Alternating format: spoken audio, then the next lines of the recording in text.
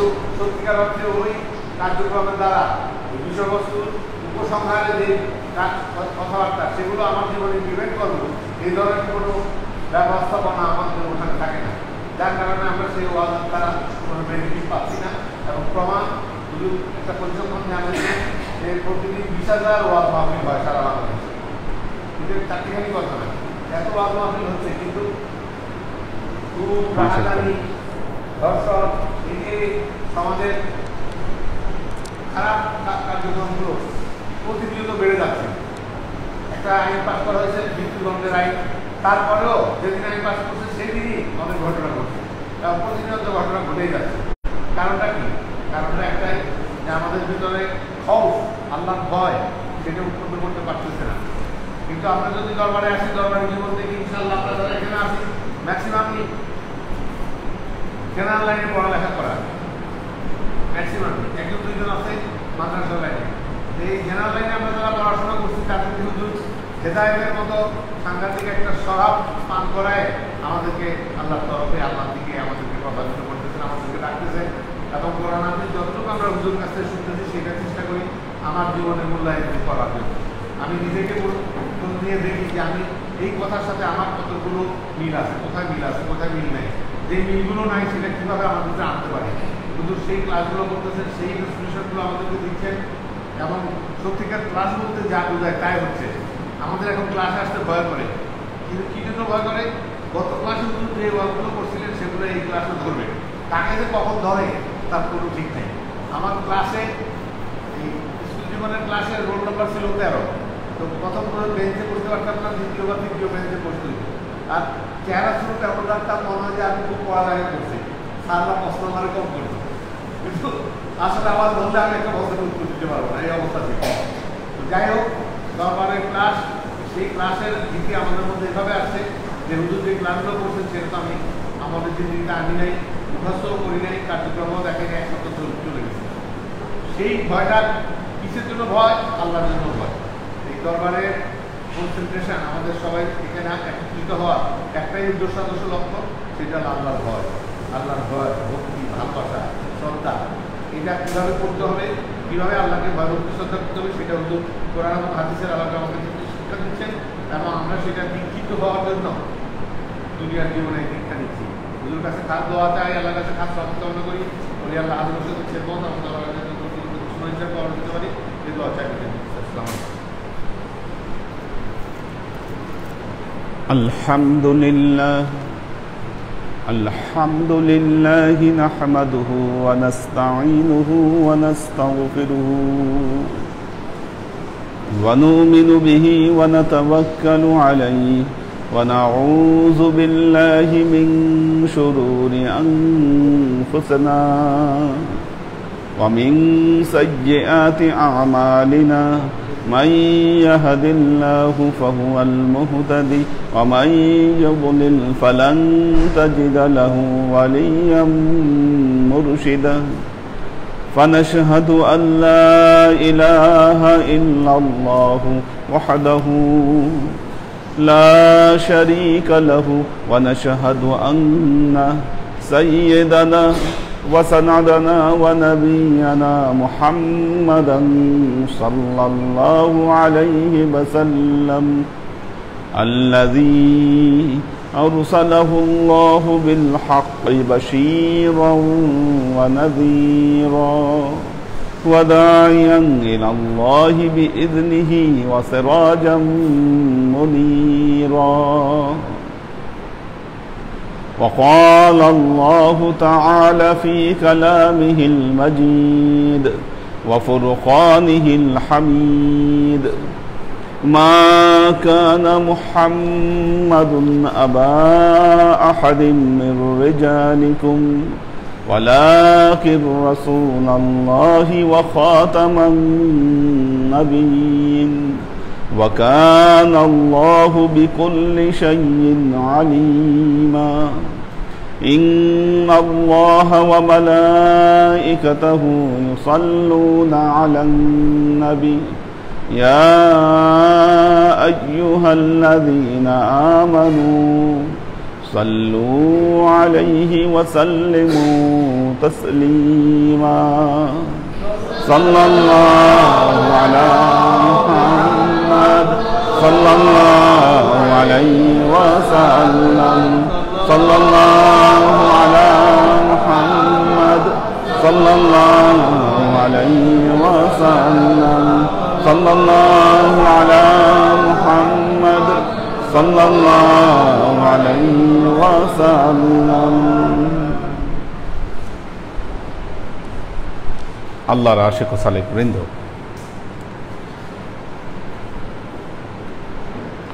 وَإِذْ قَالَ رَبُّكَ لِلْمَلَائِكَةِ إِنِّي جَاعِلٌ فِي الْأَرْضِ خَلِيفَةً। এই আয়াত সম্পর্কে গত ক্লাসে কিছুটা আলোচনা আমাদের হয়েছে। যখন আল্লাহ হযরত আদমকে সৃষ্টি করবার মনস্থ করলেন, এখনো সৃষ্টি করেন নাই, ফেরেশতাদের সাথে একটা পরামর্শ করতে চাইলেন। ফেরেশতারা সেখানে আরগু করল, ক্বালু, তারা বলল, আতাজআলু ফীহা মাই ইউফসিদু ফীহা ওয়া ইয়াসফিকুদ দিমা, আপনি কি এমন সৃষ্টি সেখানে সৃষ্টি করতে যাচ্ছেন, মাই ইউফসিদু ফীহা, যারা সেখানে ফিতনা ফাসাদ তৈরি করবে, ওয়া ইয়াসফিকুদ দিমা, রক্ত প্রবাহিত করবে একে অপরের। এর বিপরীতে ফেরেশতারা বললেন, নাহনু নুসাব্বিহু বিহামদিকা ওয়া নুকদ্দিসু লাকা, ফেরেশতারা বললেন, নাহনু নুসাব্বিহু বিহামদিকা, আল্লাহ আমরা তো আপনার তাসবিহ পাঠ করছি, আমরা আপনার তাসবিহ পাঠ করছি।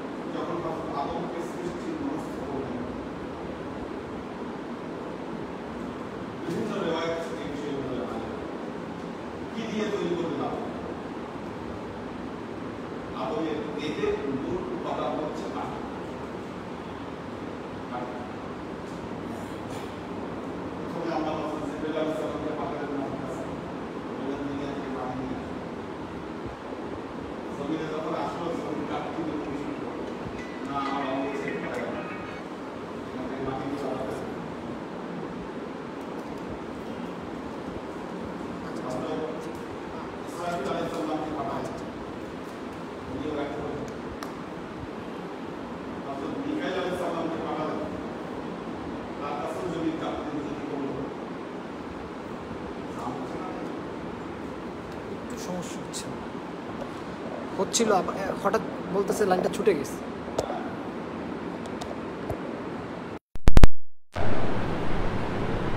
তো কাকুতি মিনতি করলেন। তো জমিন যখন কাকুতি মিনতি শুরু করছে, উনিও পারলেন না, মিকাইল আলাইহিস সালাম। শেষ পর্যন্ত আল্লাহ হযরত আজরাইল আলাইহিস সালামকে পাঠালেন। এখন আজরাইলের কাছে কাকুতি মিনতি করে। হযরত আজরাইল আলাইহিস সালাম বললেন যে জমিন, তোমার কাকুতি মিনতির চাইতে আল্লাহর আদেশ আমার কাছে বড়। তিনি জমিন থেকে কি ঠিক আছে? সাউন্ড ঠিক আছে? আচ্ছা, বললেন যে তোমার কাকুতি মিনতির চাইতে আল্লাহর আদেশ আমার কাছে অনেক বড়। এই কথা বলে পৃথিবীর বিভিন্ন জায়গা থেকে মাটি সংগ্রহ করলেন। এক জায়গা না, বিভিন্ন জায়গায় সংগ্রহ করে নিয়ে গেলেন। কোথায় নিয়ে গেলেন? আল্লাহর কাছে, আলেমে মালাকুতে, পবিত্র একটা জায়গা। সেই জায়গায় মাটি নিয়ে গেছে আজরাইল আলাইহিস সালাম। এখন মাটি রাখা, আল্লাহ কি করলেন? ওইটার উপর বৃষ্টি বর্ষণ করলেন, ওই মাটির উপর। এখন বৃষ্টি বর্ষণ করাতে কি হলো? মাটি ভিজে গেল। মাটি ভিজে যাওয়ার পর মাটির কিন্তু মাটি বেশি দিন ভিজা থাকলে এটা গন্ধ উঠে, ড্রেনের মাটি যেমন। তো ওইখানে মাটি বেশি দিন ভেজা অবস্থায় থাকার কারণে হামা ইমাসনুনে পরিণত হলো, গন্ধযুক্ত মাটিতে পরিণত হলো। এটা ফেরেশতারা খুব বিরক্ত।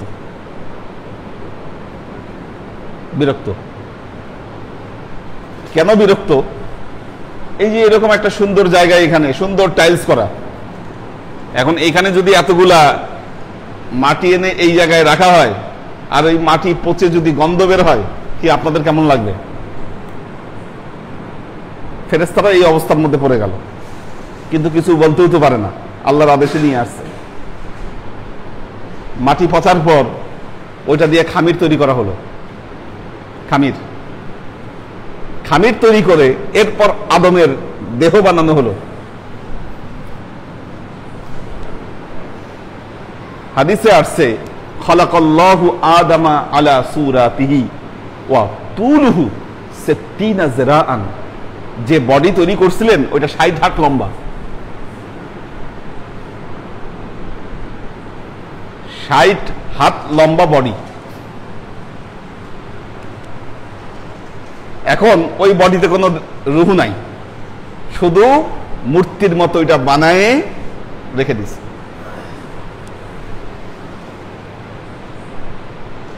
এইদিকে শয়তান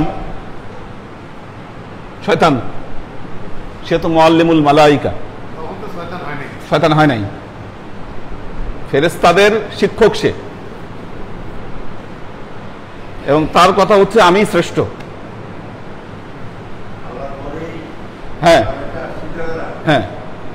এখন ও তো সবই জানে, মুআল্লিমুল মালাইকা, ফেরেশতাদেরকে শিখায়। ফেরেশতারা তারা জিজ্ঞাসা করতেছে, আপনি এত কিছু জানেন, এটা কি করতেছে আল্লাহ? এটার কোনো খবর নাই আপনার কাছে?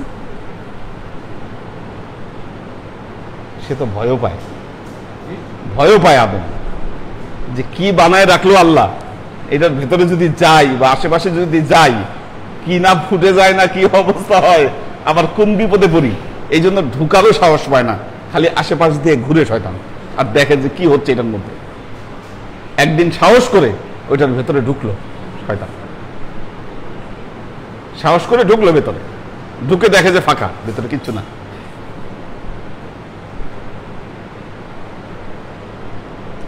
এতে সাহস বেড়ে গেল। আজাজিলের ফাঁকা, ভেতরে কিচ্ছু নাই। এখন সব ফেরেশতাদেরকে ডাকে আর বলে, দেখো আমি এটার ভিতরে ঢুকতে পারি, আমি এটার উপরে গালেব, এটা কিচ্ছু না। ঢুকে বাইরে হয়, বাইরে হয়ে আবার ফেরেশতাদেরকে দেখায়, দেখ আমি ঢুকতেও পারি, এটার মধ্যে বাইরে হইতে পারি।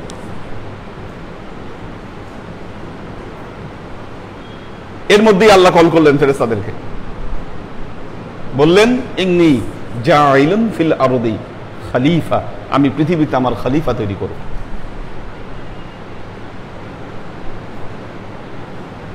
এখন দেখেন এই অবস্থায় আল্লাহ তৈরি কনফার্ম করলো এটার মধ্যে কিচ্ছু নাই, এটা কিছুই না, এটা খুব নিম্ন একটা জিনিস, আল্লাহর মনে চাইছে হয়তো বানাইছে। এই আদমের ভেতরে যখন রূহ ফুৎকার করলেন, আল্লাহ এখন সব ফেরেশতাদেরকে বললেন সেজদা করো, এটাকে সেজদা কর। এখন এটা আজাজিলের মাইন্ডে লেগে গেল যে আল্লাহ কি নতুন সৃষ্টি তৈরি করলো, আবার এটাকে সেজদা করতে বলতেছে, তার মাইন্ডে লেগে গেল এটা না। এই জন্য ফাসাজাদা ইবলিস,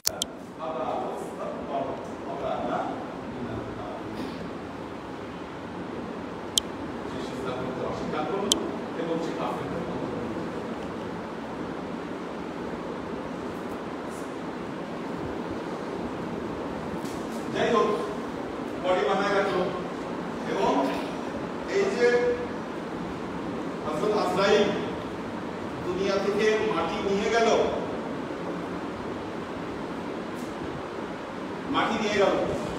এক এক জায়গা থেকে মাটি নিয়ে গেছে,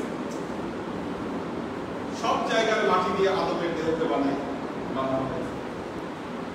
এই জন্য দেখেন আদম সন্তানদের মধ্যে কেউ সাদা, কেউ কালো, কেউ সবুজ, কেউ লাল, সব রং সব মাটি।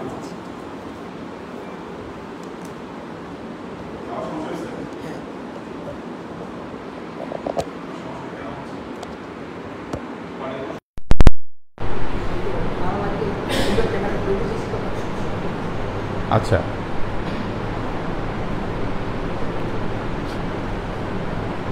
খেয়াল রেখো।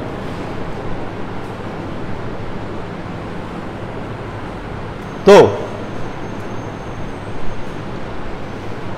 আল্লাহর আশিক ও সালেক বৃন্দ, এর আগে তো কখনো সমস্যা দেয়নি, এর আগে তো সমস্যা দেয়নি, তাহলে ওইটা চেঞ্জ করতে হবে, কানেক্টিং কর্ডটা চেঞ্জ করতে হবে। তাহলে এটা বেশি দিন ইউজ করলে একটা সমস্যা হয় সবগুলোর হয়তো। আচ্ছা, তো এই জন্য আদম সন্তানদের এক একজনের এক এক রকম চেহারা।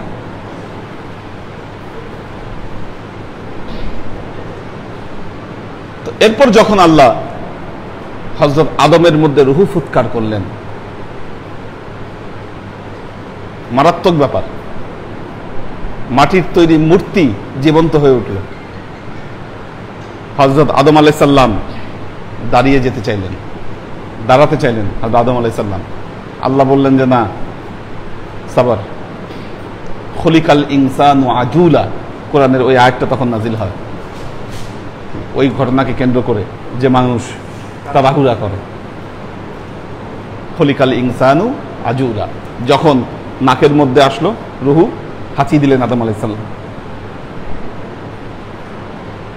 যখন হাঁচি দিলেন, আল্লাহ বললেন আলহামদুলিল্লাহ বলো, কি উনি আলহামদুলিল্লাহ বললেন, ফেরেশতারা তার উত্তর দিলেন ইয়ারহামুকাল্লাহ।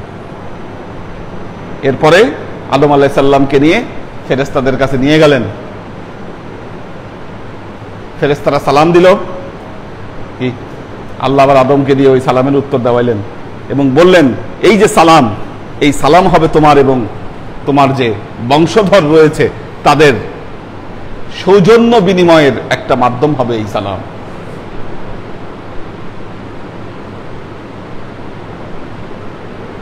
কাজেই আল্লাহর আশিক ও সালেক বৃন্দ, দেখুন এই আয়াতের মধ্যে এক হচ্ছে আদম সৃষ্টির ঘটনা, সৃষ্টির উদ্দেশ্য, কেন তাকে সৃষ্টি করা হয়েছে এবং এই জমিনে তার দায়িত্ব কর্তব্য কি, এই বিষয়টা কিন্তু এখানে ডিফাইন হয়ে গেছে একেবারে।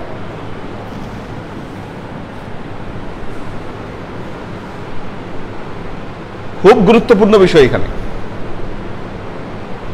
وَإِذْ قَالَ رَبُّكَ لِلْمَلَائِكَةِ إِنِّي جَاعِلٌ فِي الْأَرْضِ خَلِيفَةً, আপনার প্রথম দায়িত্ব,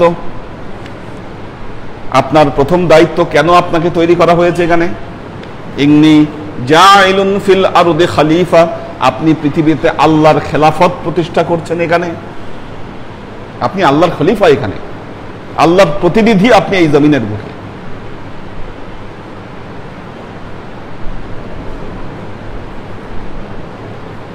আল্লাহর প্রতিনিধি, তার মানে এখানে বাকি যত মাখলুকাত আছে সমস্ত মাখলুকাতের সামনে আল্লাহর প্রতিনিধিত্ব করছেন আপনি।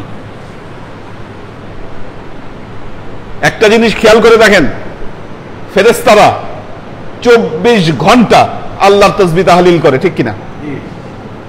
24 ঘন্টা আল্লাহ তাসবিহ তাহলিল করে, কোনো গুনাহ করে না ফেরেশতারা, আল্লাহর কোনো আদেশকে তারা অমান্য করে না একটা বারের জন্য। আপনি কি 24 ঘন্টা তাসবিহ তাহলিল করতে পারেন?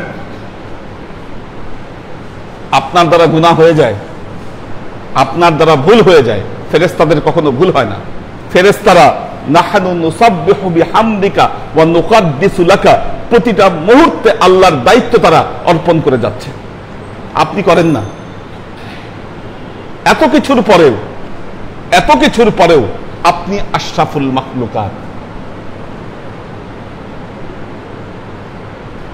আপনি সৃষ্টির সেরা জীব আপনি। এই জন্য মনে রাখবেন, আপনার আচরণে, আপনার কর্মে, আপনার কর্মে আপনি যদি নিজেকে সৃষ্টির সেরা জীব প্রমাণ করতে না পারেন, জান্নাত আপনার জন্য নয়।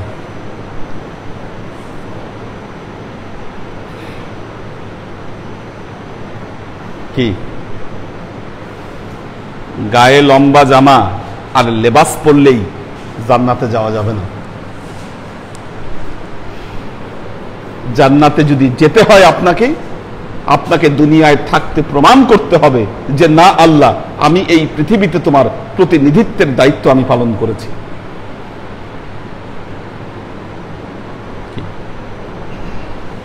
আপনি মানুষ হয়ে আপনার আচরণ যদি হয় পশুর মতো, কি আল্লাহ কোরআনে বলেছে না মানুষকে, উলাইকা কাল আনআম বাল হুম আদাল্লু, কি মাগরিবি আয়াত তেলাওয়াত করেছি।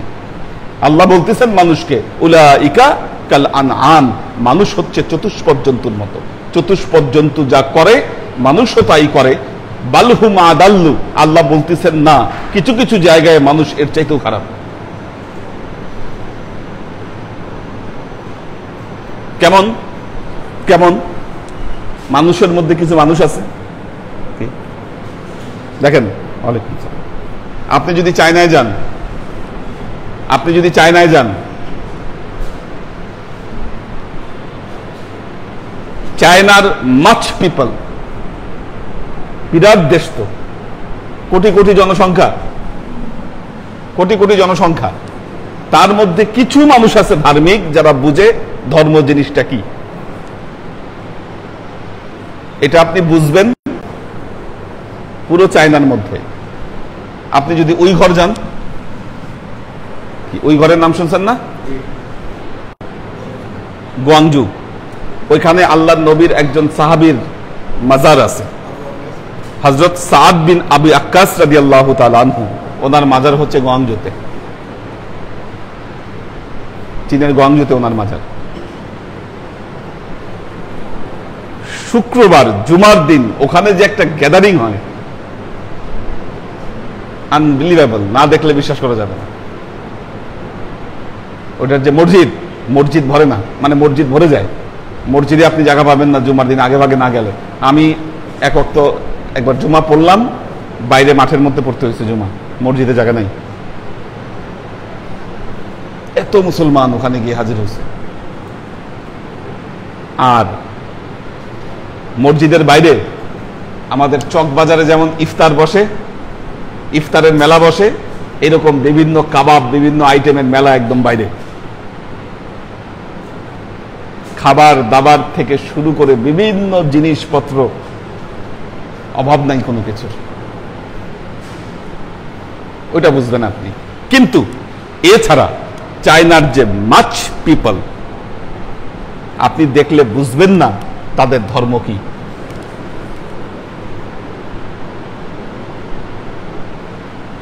যদি জিজ্ঞাসা করেন ভাই তোমার কি ধর্ম, কি ধর্ম, রিলিজিয়ান কি তোমার, হোয়াট ইজ রিলিজিয়ান, রিলিজিয়ান সম্পর্কে ওরা কিছু জানি না। ওদের ধর্ম হলো সকাল থেকে সন্ধ্যা পর্যন্ত কাজ করবে, টাকা কামাবে, আর ওই টাকা কেমনে খরচ করবে, বাস এই হচ্ছে জীবন। বুঝছেন কিনা? টাকা কামাবেন, খাবেন দাবেন, খরচ করবেন, জীবনের ভোগ বিলাসের জন্য ব্যয় করবেন, কি এই হচ্ছে তাদের জীবন।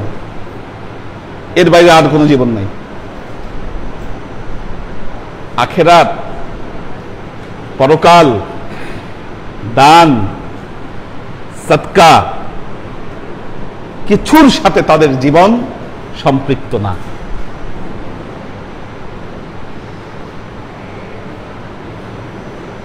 ছাগল দেখছেন? ছাগল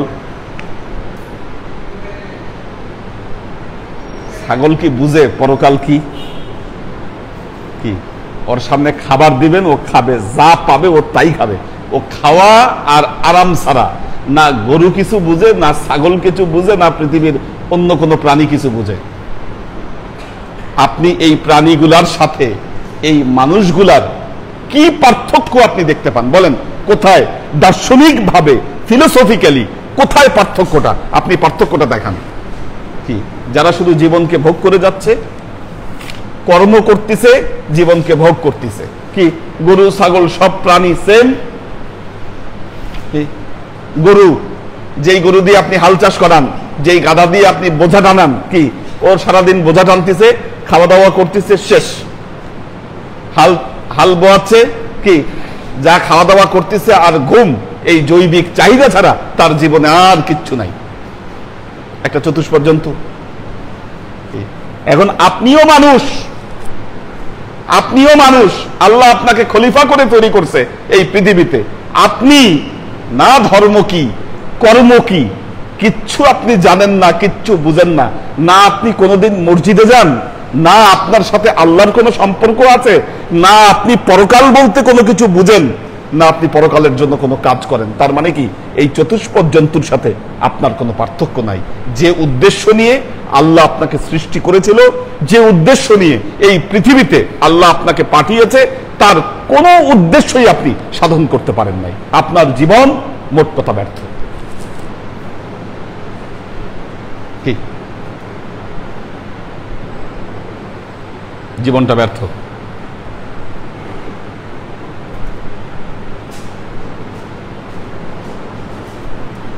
মোহাম্মদী তরিকার সালেক যারা, তাদের মধ্যে এমন কেউ আছেন যার জীবন এরকম? যদি থাকে তাহলে বোঝা গেল সে মোহাম্মদী তরিকার অন্তর্ভুক্ত নয়। তার জীবন যদি এরকমই হয়, যে মানুষের জীবন হবে এরকম,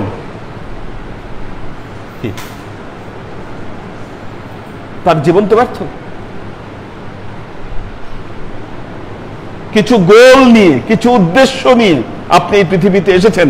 এই উদ্দেশ্যগুলো আপনাকে সফল করতে হবে। এটা আল্লাহ কর্তৃক আপনার উপর অর্পিত দায়িত্ব। দেখুন একটা জিনিস মনে রাখবেন, আল্লাহ যাকে যে উদ্দেশ্যে সৃষ্টি করেছে, সে যখন সেই উদ্দেশ্য সাধন করতে পারে, এটা তার জীবনের চরম মৌলিক গোল সে আদায় করল।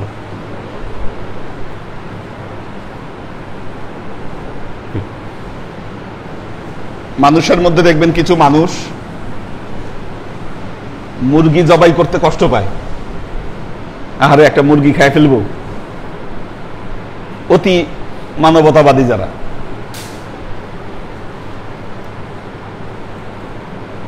দেখুন যে মুরগিটাকে আল্লাহ আপনার ক্ষুধা নিবারণের জন্য সৃষ্টি করেছে, আপনার ক্ষুধা নিবারণের জন্য সৃষ্টি করেছে, সে যদি আপনার পেটে ঢুকতে পারে, এটাই তার জীবনের পরম সৌভাগ্যের বিষয়। কি আপনার পেটে না ঢুকলে কি হবে? সে এক সময় মারা যাবে। একটা মুরগি কয়দিন বাঁচে একটা মুরগি? কেউ জানেন কিনা কয়দিন বাঁচে একটা মুরগি? কি 10 বছর বাঁচে একটা মুরগি? না, এত বাঁচে না। হ্যাঁ, একটা মুরগি এত বাঁচবে না, 2-2.5 বছর বাঁচতে পারে একটা মুরগি। একটা মশা 7 দিন বাঁচে। সব প্রাণী তো সেম বাঁচে না। তো যে মুরগিটা ও যদি 2.5 বছরের মধ্যে কারো পেটে যদি না ঢুকে, ওর তো জন্মই ব্যর্থ, মুরগির জন্ম ব্যর্থ। আপনার পেটে যদি ঢুকে যেতে পারে, কি ওর জন্ম সার্থক। ঠিক তেমনি একটা গরু কি, যেই গরুকে আল্লাহ এই পৃথিবীতে হাল বোহানোর দায়িত্ব দিয়ে পাঠাইছে, কি তার কাজ হচ্ছে হাল বোহানো। এটা যদি সে করতে পারে, তার জীবন সার্থক। ইন্ডিয়ায় যেমন গরু ছেড়ে দিয়ে রাখে,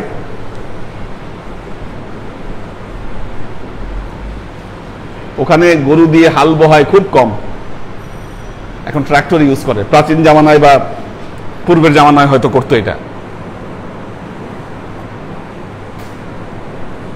বিশেষ করে যেই প্রদেশগুলোতে ধার্মিক মানুষ বেশি, সেখানে এই প্রবলেমগুলো আছে। গরু তো দেবতা। এখন আপনি বলেন, একটা গরুকে দেবতা বানায় আপনি আশরাফুল মাখলুকাত হয়ে তার পূজা করবেন, কি এটা কি গরুর কাম? কি না, গরু আপনার বেতের বাড়ি খায় এসে হাল চাষ করবে মানুষের জন্য, কি ওটাই তার জীবনের গোল? কি অথবা আপনার ক্ষুধা নিবারণের জন্য আপনার পেটে ঢুকবে, এটাই তার গোল। এই গোল যদি সে সমাধান করতে পারে, তাহলে তার জীবন সার্থক। আপনি মানুষ, দেখেন একটা জিনিস মনে রাখবেন, আপনি মানুষ এই পৃথিবীতে, আপনি হয়তো এই পৃথিবীর যে কোনো একটা পেশার সাথে আপনি সম্পৃক্ত, কিন্তু আল্লাহ সাফ এই আয়াতের মাধ্যমে জানিয়ে দিয়েছেন, কোন উদ্দেশ্যেই আপনাকে সৃষ্টি করা হয় নাই। আপনার প্রধান এবং মৌলিক উদ্দেশ্য হচ্ছে এই পৃথিবীতে আল্লাহর প্রতিনিধিত্ব করা। কি ব্যাপারটা ক্লিয়ার কিনা?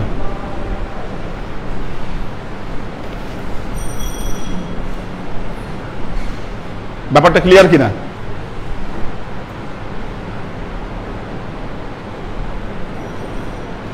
ইন্নী জাইলুন ফিল আরদি খলিফা। প্রতিনিধিত্বের দায়িত্ব পালন করতে গেলে কি করতে হবে? কি কি দায়িত্ব? এক হচ্ছে ওই যে ফেরেশতারা বলেছিল, قالوا أتجعل فيها من يفسد فيها ويسفك الدماء। বলতেছে এমন সৃষ্টি আপনি পৃথিবীতে তৈরি করবেন যারা খুন খারাপি করবে, রক্তপাত করবে। কি এই পৃথিবীতে শান্তি প্রতিষ্ঠার পক্ষে আপনাকে কাজ করতে হবে।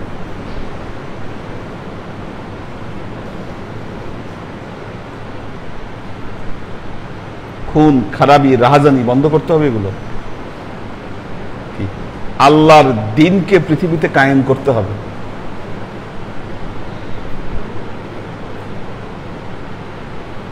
গত ক্লাসে আমাদের শওকত ভাই বলেছিলেন, কিভাবে বুঝবো কি গোল আমাদের, কোথায় যাব, অ্যাচিভমেন্টটা কি হবে?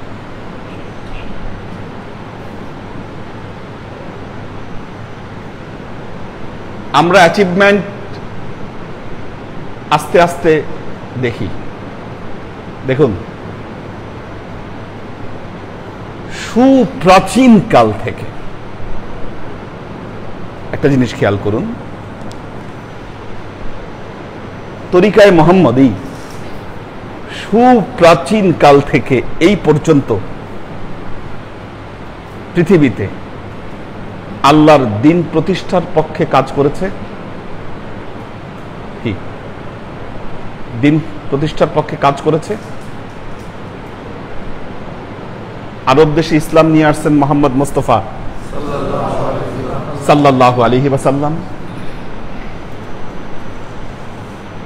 তারপর খোলাফায়ে রাশেদা, কি খোলাফায়ে রাশেদা খোলাফায়ে রাশেদার পর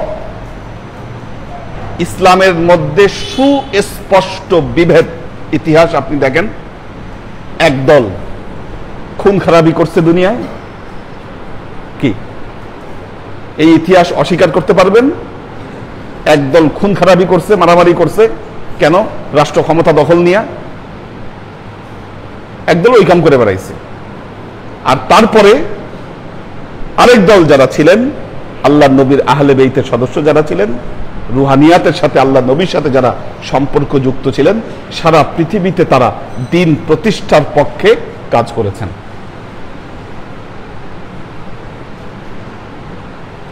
যারা এই কাজগুলো করেছেন তাদের মধ্যে বড় একজন মাইল ফলক আব্দুল কাদের জিলানী রহমতুল্লাহ আলাইহি। আব্দুল কাদের জিলানী কেন বলা হয় তাকে বড় পীর? কেন বলা হয় তাকে বড় পীর? বাগদাদে উনি যে সেন্টার গড়েছিলেন, সারা পৃথিবীতে ইসলাম স্প্রেড হওয়ার পিছনে ওনার বড় একটা ভূমিকা ছিল। কি খাজা মঈনুদ্দিন চিশতি রহমতুল্লাহ আলাইহি, যিনি ভারতবর্ষে এসেছিলেন, সেখানে উনিও বড় পীর আব্দুল কাদের জিলানী রহমতুল্লাহ আলাইহির ভাব শিষ্য ছিলেন। দুইজনে দেখা হয়েছে।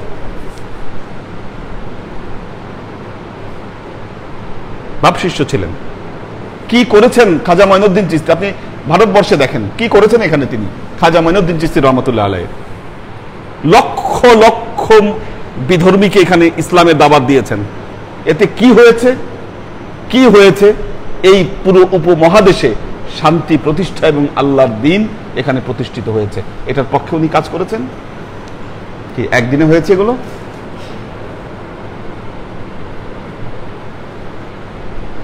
আচ্ছা দেখুন, একটা কথা বলেছি, এই পৃথিবীতে ভালো এবং মন্দের ফাইট আজীবন চলবে। এক সময় মন্দ বিজয়ী হবে, ভালোর পতন ঘটবে, আবার ভালোকে আল্লাহ ফাইনালি বিজয়ী করবে। কি পুরো ভারতবর্ষ তো আল্লাহ দিয়েছিল মুসলমানদেরকে, দিয়েছিল না নিয়ামত? কি কিন্তু যখন দর্শন থেকে সরে গেছে মুসলমানরা, তাদের মূল গোল থেকে সরে গেছে, আবার দেখেন এখানে ফিতনা ফাসাদ, আবার আল্লাহ কাফেরদেরকে বিজয়ী করে দিয়েছে। এখানে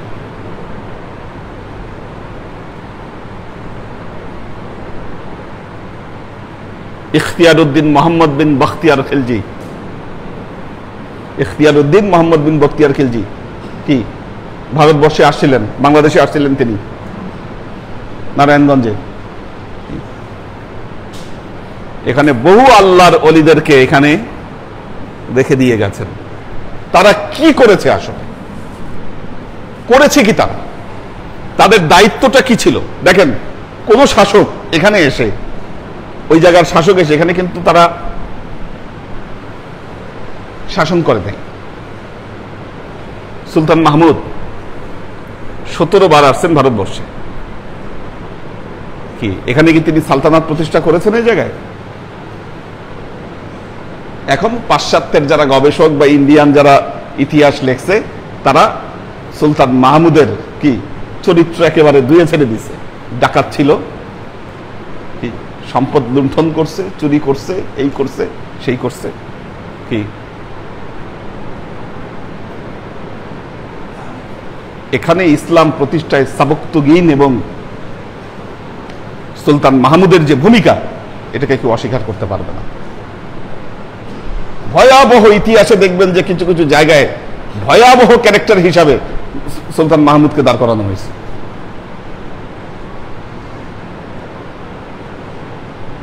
তাই যদি হতো ওনারা কি করে গেছে? এখানে শান্তি প্রতিষ্ঠা করে গেছে, এই যে দ্বীনকে প্রতিষ্ঠা করে গেছে, মানুষের ভেতরে ভেতরে পরিবর্তন এনে দিয়ে গেছে তারা। আমরা তো সেই গোল নিয়ে কাজ করছি এখানে, কাজ করছি। মানুষের ভেতরকে পরিবর্তন করো, মানুষকে মানুষের মতো মানুষে তৈরি করো, সেই মানুষ থেকে আরো লক্ষ মানুষ, হাজার মানুষে পরিণত হবে। এর দ্বারাই সমাজে শান্তি এবং স্থিতিশীলতা রক্ষা হবে। এই দরবার প্রতিষ্ঠায় আপনারা কি গুরুত্বপূর্ণ ভূমিকা পালন করেন নাই?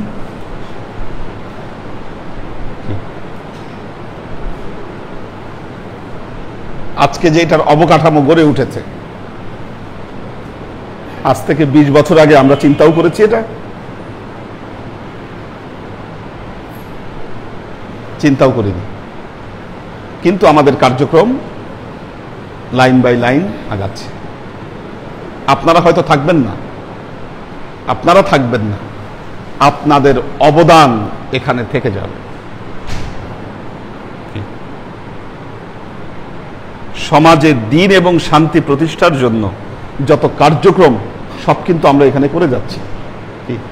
আমরা দারিদ্র্য বিমোচনে কাজ করছি, মানুষের চরিত্র সংশোধনে কাজ করছি, কি আল্লাহর নবীর দ্বীনের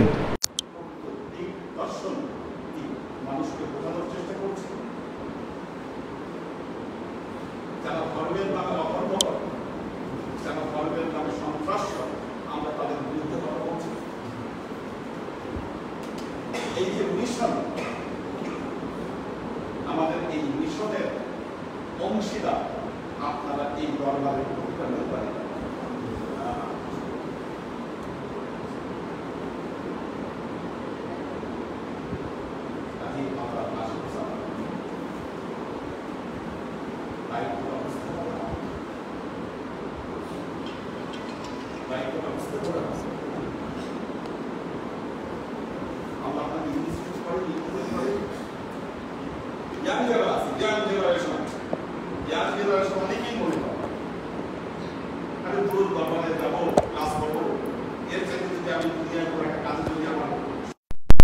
অনেক উপকার হতো। কি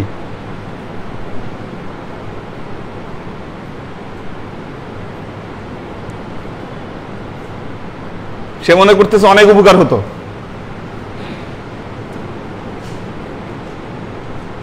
এই যে ইরফান, কি কই তাকায় আছো? ক্লাস আসো না কেন? হ্যাঁ,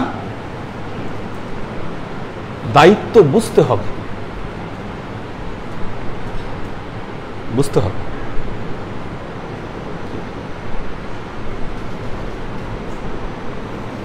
এর দ্বারা আপনি আপনার জবাবদিহিতার বড় একটা জায়গাকে আপনি পূরণ করে যাচ্ছেন।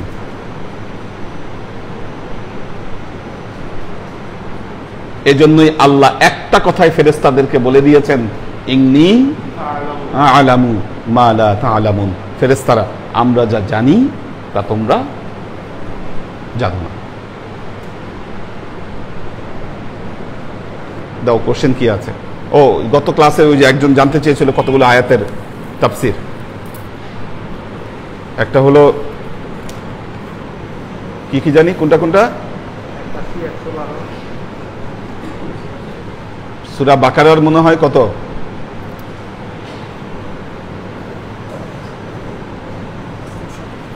আচ্ছা, সূরা বাকারার 41 নম্বর আয়াত। সূরা বাকারার 41 নম্বর আয়াত আল্লাহ বলছেন, ওয়া আমিনু বিমা আনজালতু মুসাদ্দিকাল লিমা মাআকুম। ওয়া আমিনু, তোমরা বিশ্বাস স্থাপন করো। আমিনু বিমা আনজালতু, যা আমি নাজিল করেছি। মুসাদ্দিকাল লিমা মাআকুম, তোমাদের কাছে যত অন্যান্য কিতাবগুলো রয়েছে এটার সত্যায়নকারী এই কিতাব, তার উপর বিশ্বাস আনো। ওয়ালা তাকুনু আউওয়ালা কাফিরিন বিহি, তোমরা প্রথম শ্রেণীর কাফের হয়ে যেও না। কি, আউওয়ালুল মুসলিমিনও বলেছে, আউওয়ালুল কাফিরুনও বলেছে কোরআনে, দুটো শব্দই আছে। আউওয়ালা কাফিরিন, প্রথম শ্রেণীর কাফের হয়ে না। সম্ভবত উনি এই জন্যই এই আয়াতের ব্যাখ্যাটা জানতে চেয়েছেন। তারপরের যে অংশটা, সেটা হলো ওয়ালা তাশতারু বিআয়াতি সামানান কলিলা ওয়া ইয়্যায়া ফাত্তাকুন। বলতিছে ওয়ালা তাশতারু বিআয়াতি সামানান কলিলা, তোমরা আমার আয়াতকে সামান্য মূল্যে বিক্রি করো না। তোমরা আমার আয়াতকে সামান্য মূল্যে বিক্রি করো না। আচ্ছা, এটার সুযোগ নিয়ে আজকে কেউ কেউ বলতে চান কোরআন শিক্ষা দিয়ে টাকা নেওয়া যাবে না, তাহলে কোরআনকে বিক্রি করা হয়। আসলে এই আয়াত কি প্রসঙ্গে নাজিল হয়েছে এটা বুঝতে হবে তো। ইহুদিরা এই কোরআনের আয়াতের ব্যাখ্যা, যারা পণ্ডিত যারা ছিল, কি শুধু কোরআন নয়, তাওরাত ইনজিলের পণ্ডিত যারা ছিল, তারা কি করত, টাকার বিনিময়ে সেম আয়াতের 2-3 রকম ব্যাখ্যা করত, যার যেটা দরকার ওই রকম ব্যাখ্যা করে দিত।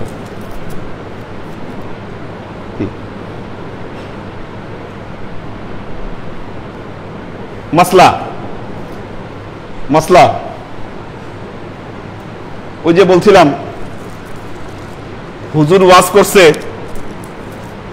করছে চুরি করলে হাত কাটতে হবে, এটা কোরআনের বিধান, এবং উনি হাতও কাটছে। কয়েকদিন পর হুজুরের ভাই চুরি করছে, তাও কি চুরি করছে, গরু চুরি করছে। এখন তো সবাই এসে ধরছে, হুজুর আপনার ভাই গরু চুরি করছে, হাত কাটেন। এখন তো বিপদ।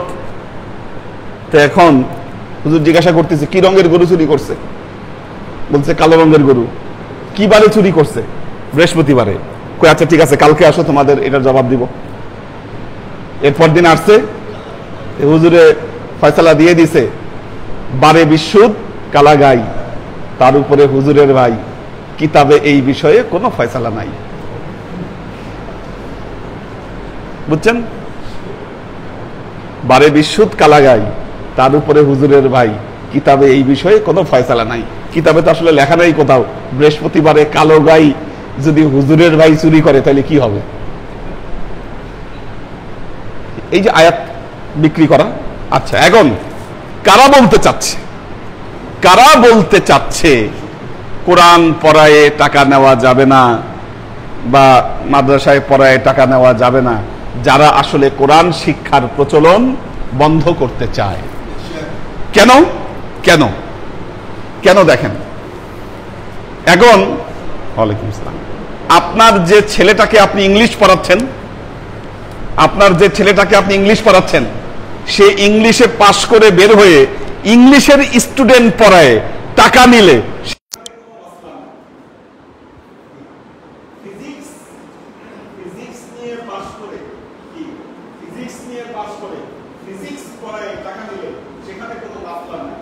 আপনি আপনার যে ছেলেটাকে হাফেজ বানাইলেন, মাদ্রাসায় পড়াইলেন, কোরআন পড়াইলেন, সে ওখান থেকে বের হয়ে এখন কোরআন পড়ায় টাকা নিতে গেলে আপনি মাসলা করতেছেন। যার ফলে কি হবে, মানুষ বুঝবে যে না এই লাভ আছে, যার ফলে কি হবে, মানুষ উৎসাহিত হবে এবং এই শিক্ষাগুলো এক সময় বন্ধ হয়ে যাবে। এরা ইসলামের শত্রুরা স্লোজ পয়জন।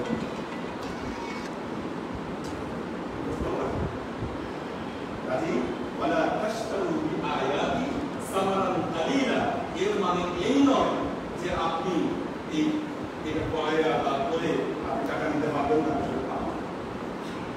বরং এর অর্থ হচ্ছে এই জীবনের অপব্যাখ্যা জিনিসগুলো অর্থে কেন বলা হচ্ছে এই চলে গেছে আমাদের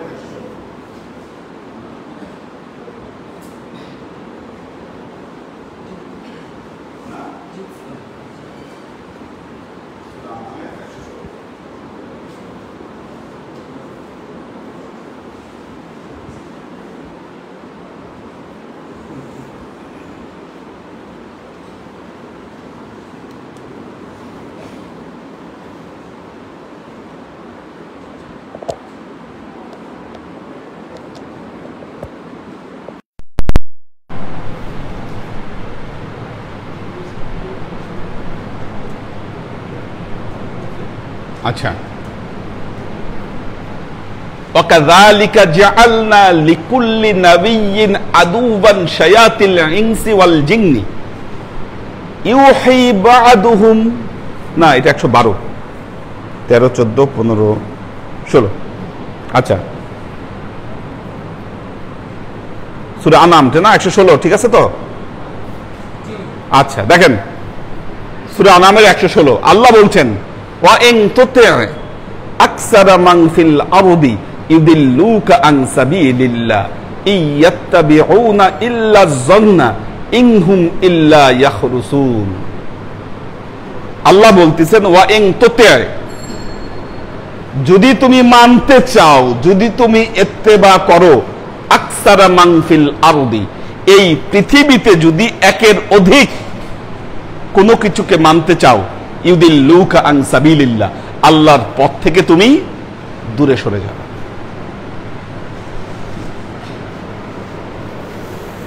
বর্তমান যুগ ইন্টারনেট যুগ, এটা ইন্টারনেটের যুগ। আমরা ক্লাস নিচ্ছি, দেশে বিদেশে শত শত মানুষ এই ক্লাস করছে। ইন্টারনেটের সুবিধা এটা। যখন ইন্টারনেটের বিপ্লব হলো তখন সবাই চিন্তা করলো যে বিশেষ করে আমরা যারা শিক্ষক, যারা ক্লাসরুমে পড়াই, শিক্ষার মডেল চেঞ্জ করা দরকার। আমি 2019-এ ইরান গিয়েছিলাম টিচার্স ট্রেনিং কোর্সের জন্য। তেহরান থেকে কোর্স করে আসছি, ঢাকায় এসে আবার আরেকটা কোর্স করছি এখানে। এবং ওয়ার্ল্ড ব্যাংক একটা হ্যাকাপ, একটা প্রজেক্ট বাংলাদেশে চালায় কোয়ালিটি অ্যাসুরেন্সের জন্য। বিভিন্ন ইউনিভার্সিটি তারা গিয়েছে এবং এটার উপর এরা কাজ করেছে। বিষয়টা হলো, আগে যেমন ক্লাসরুমে গিয়ে শুধুমাত্র তথ্য ডেলিভারি করা, কি এই যুগ এখন আর নাই। কারণ তথ্য জানতে গেলে মানুষ গুগলে সার্চ করে জানতেই পারে।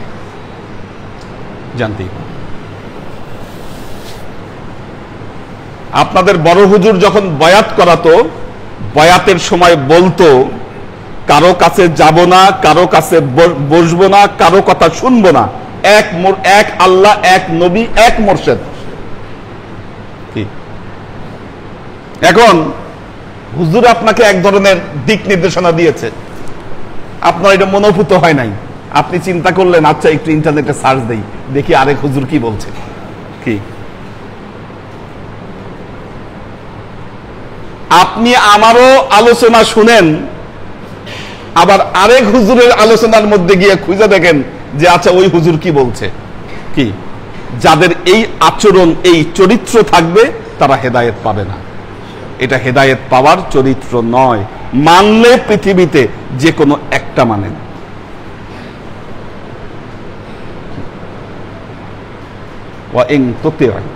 যদি মানতে চাও, আকসারা মান ফিল আরদি, পৃথিবীতে যদি একের অধিক মানতে চাও, ইউদিল্লুকা আন সাবিলিল্লাহ। এখন আপনার হুজুর মিলাদ পড়ায়, আরেক হুজুর বলে দিছে মিলাদ বেদাত। আপনি কনফিউশনে পড়ে গেছেন, কি করব, পড়বো কি পড়বো না। আপনার হুজুর শবে বরাত পালন করে, আপনি ইউটিউবে সার্চ দিয়ে দেখছেন এক হুজুর বলছে শবে বরাত বেদাত, আপনি কনফিউজড। প্রথম কথা হলো আপনি শুনছেন কেন এটা? এই চরিত্র যদি বদলাতে না পারেন, কি দরবারে আসলে ক্লাস করলে কোনো লাভ হবে না। আগে চরিত্র সংশোধন করেন। কি ইত্তেবা, হেদায়েত অন্য জিনিস। আব্বা একটা কথা বলতো, মৌমাছি শুধু ফুলে বসে আর মাছি সব জায়গায় বসে, গুয়েও বসে, ইয়াতেও বসে। আপনি সব জায়গায় আপনি বসেন। কি মিষ্টিতে বসেন, গুড়ে বসেন, গুয়ের উপরে বসেন, আবার ফুলেও বসেন। এই মাছি হলে মাছির চরিত্রে কোনোদিন হেদায়েত জুটবে না।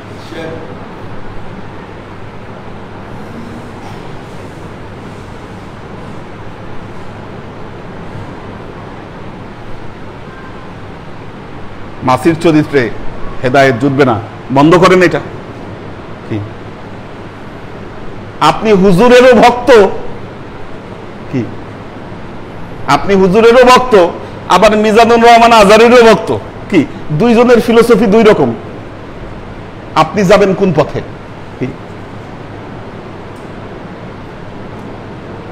কেউ কেউ আছে এখানে এসেও ক্লাস করে, মেয়েদের মধ্যে অনেকেই আছে, মেয়েদের মধ্যে অনেকেই আছে এখানে এসেও ক্লাস করে, আবার ওই তাবলিগের তালিমে গিয়েও আবার শুনে। কি এনারা হলো মাসি, মাসির মতো ভনভন করতেছেন। চরিত্র সংশোধন করেন, না হলে হেদায়েত আসবে না। পৃথিবীতে যদি মানতে চান যে কোনো একটা মানেন, হেদায়েত নিয়ে এই পৃথিবী থেকে বিদায় হবেন, না হলে হেদায়েত নিয়ে এই পৃথিবী থেকে আপনি যেতে পারবেন না। কি পথ ভ্রষ্ট হয়ে গোমরাহ হয়ে আপনাকে এই পৃথিবী থেকে যেতে হবে।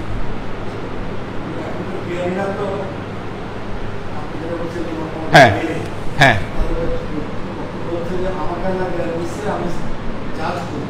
হ্যাঁ আচ্ছা আচ্ছা, দেখেন একটা জিনিস, দেখুন ঐশী জ্ঞান কোরআন এমন একটা জিনিস যেটা হচ্ছে আল্লাহ কর্তৃক আগত মানুষের জন্য থিওরি। কোরআন জানে কি করলে কি ঘটবে, কোনটার মধ্যে কল্যাণ নিহিত আছে, কোনটার মধ্যে হেদায়েত নিহিত আছে, আল্লাহ জানে। যেমন আল্লাহ কোরআনে বলেছে, ইয়া আইয়ুহাল্লাযীনা আমানু কুলু কাওলান সাদীদা ইসলিহ লাকুম আ'মালাকুম ওয়া ইয়াগফির লাকুম যুনুবাকুম। বলতেছে তুমি তোমার কার্যক্রম ঠিক করতে পারছো না, কাজের মধ্যে সব গন্ডগোল হয়ে যায়, সমাধান কি? আল্লাহ বলতেছে কুলু কাওলান সাদীদা, সত্য কথা বলো, সব ঠিক হয়ে যাবে। আপনার জাজ যদি আপনি করতে পারেন কি, তাহলে তো আপনি তো নিজেই পণ্ডিত, আপনি তো নিজেই পণ্ডিত। আপনি বায়াত তথা সমর্পণ করেছেন কেন? কেন করেছেন? তার কারণ হলো, দেখুন আপনি যখন নিজের মস্তিষ্ক দিয়ে চিন্তা করছেন তখন তো আপনার পরিচালক আপনি নিজে হয়ে যাচ্ছেন, নিজে হয়ে যাচ্ছেন। তাহলে আপনাকে জাজমেন্ট করা, আপনাকে সুপারিশ করা, আপনি ভালো করেছেন কি ভুল করেছেন না অশুদ্ধ করেছেন, এটাকে সত্যায়ন করবে কে? কাজেই নিজের এই খেয়াল খুশি থেকে বের হওয়ার জন্য, এতাতের জন্য, ইত্তেবার জন্য কি একজন এক পথের উপর প্রতিষ্ঠিত থাকা, এটা কোরআনের নির্দেশনা। কি আপনি পীরেরও দরবারে আসবেন কি, আবার মসজিদে গিয়ে তাবলীগেরও ওয়াজ শুনবেন, বাসায় গিয়ে ইউটিউবে আরেক হুজুরের ওয়াজ ছেড়ে শুনবেন, হেদায়েত নিয়ে আপনি দুনিয়া থেকে যেতে পারবেন না। হেদায়েত পেতে গেলে যে কোনো এক পথ এক মতের উপর আপনাকে থাকতে হবে, এটা কোরআনের বক্তব্য। ওয়া ইন তুতি' আকসারা মান ফিল আরদি ইউদিল্লুকা আন সাবিলিল্লাহ। তাতে আপনার জাজ, আপনার পরিচালক আপনি নিজেই। হ্যাঁ, আল্লাহ নবী তো বলছে কুন আলেমান তাকা, যদি তুমি ওই পর্যায়ের আলেম হও ঠিক আছে, সমস্যা নাই।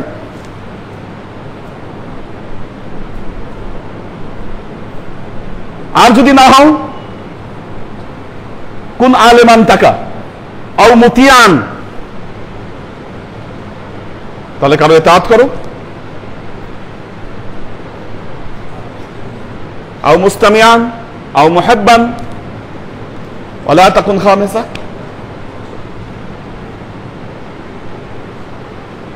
পাঁচের ভিতরে যায় না তো? সাফ সাফ কোরআন এবং কোরআনের নির্দেশনা হচ্ছে এই। দেখি কোনো কোশ্চেন আছে কিনা।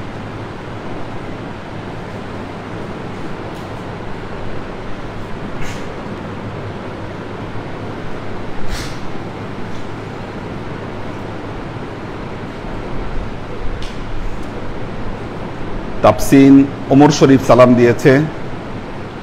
ওয়াসিম খান, আচ্ছা ওয়াসিম খানের ছেলে হয়েছে, দোয়া চেয়েছে সবার কাছে, মিলাদ এবং আকিকা হয়তো পড়ায় দিবে, তো আমরা দোয়া করি আল্লাহ ছেলেকে সুস্থ রাখুক। আনোয়ারা শরীফ সালাম দিয়েছে, তাফসিন সালাম দিয়েছে, সাগর সরকার সালাম দিয়েছে,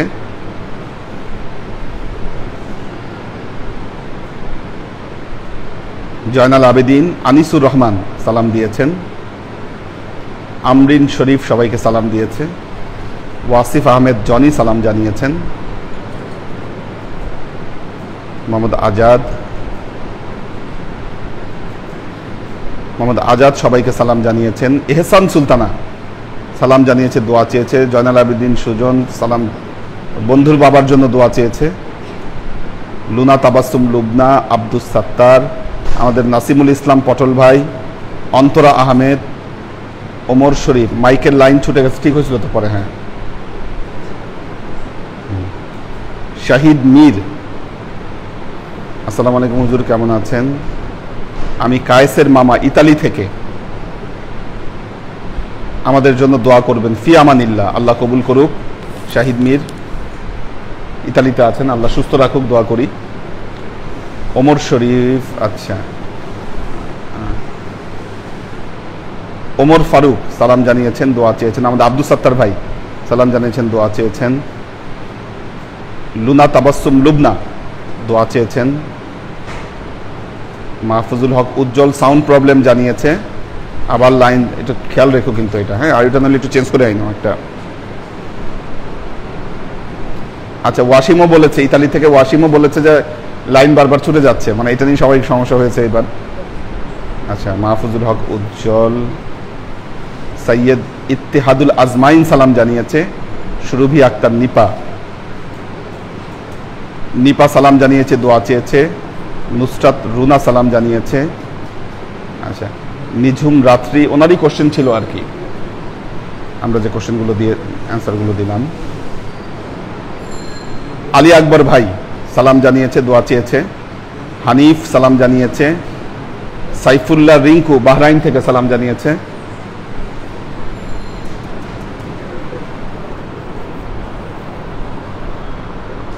আচ্ছা, মোহাম্মদ শহীদুল ইসলাম শহীদ, আমাদের শহীদ ভাই, উনি বলেছে আসসালামু আলাইকুম হুজুর, আমরা ফুল ফ্যামিলি বগুড়ায় বসে আপনার লাইভ দেখছি, দোয়া করবেন, ফি আমানিল্লাহ, আল্লাহ হাফেজ।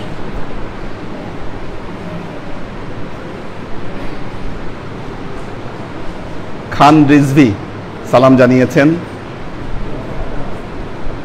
আচ্ছা, আব্দুস সাত্তার ভাই বলেছেন হুজুর, এ আয়াতের নির্দেশনা অনুযায়ী আদম আলাইহিস সালাম সহ সকল নবী ও রাসূলগণকে খলিফা বা প্রতিনিধিত্ব করার জন্য প্রেরণ করা হয়েছে, নাকি সকল মানুষকেই খলিফা বা প্রতিনিধি করার জন্য প্রেরণ করা হয়েছে?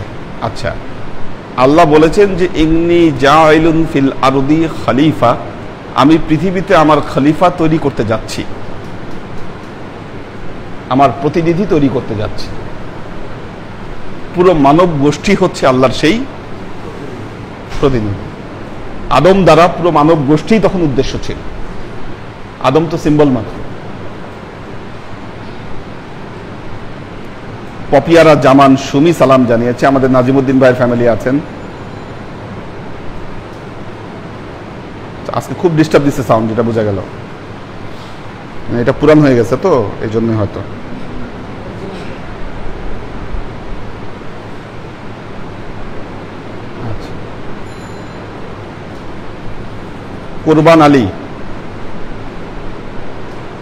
কোরবান আলীও সালাম জানি, ও মালয়েশিয়া আছে না? কোরবান আলী মালয়েশিয়া থেকে। আল্লাহ সবাইকে ভালো রাখুন, সুস্থ রাখুন, দোয়া করি। আল্লাহুম্মা আমিন। আল্লাহুম্মা সাল্লি আলা মুহাম্মাদিন ওয়া আলা আলি মুহাম্মাদিন কামা সাল্লাইতা আলা ইব্রাহিম ওয়া আলা আলি ইব্রাহিম ইন্নাকা হামিদুম মাজিদ। আল্লাহুম্মা বারিক আলা মুহাম্মাদিন ওয়া আলা আলি মুহাম্মাদিন কামা বারাকতা আলা ইব্রাহিম ওয়া আলা আলি ইব্রাহিম ইন্নাকা হামিদুম মাজিদ। রব্বানা যালামনা আনফুসানা ওয়া ইন লাম তাগফির লানা ওয়া তারহামনা লানাকুনান্না মিনাল খাসিরিন। ربنا لا تزغ قلوبنا بعد إذ هديتنا وهب لنا من لدنك رحمة إنك أنت الوهاب. اللهم إنك عفو تحب العفو فاعف عني يا غفور الرحيم الودود. اللهم نور قلوبنا بنور الإيمان ونور قلوبنا